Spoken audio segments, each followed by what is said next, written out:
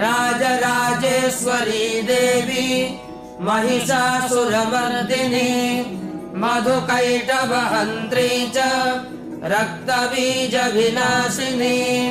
धूम्राक्षदैत्यहन्त्री च भण्डासुरविनाशिनी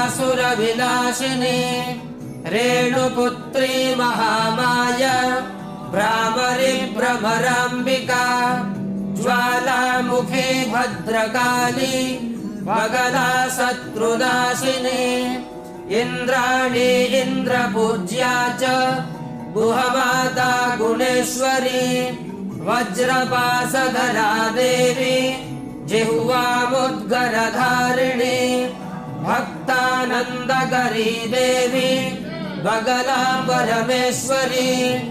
अष्टोत्तरशतं नाम्नां बगलायास्तु यः पठेत्।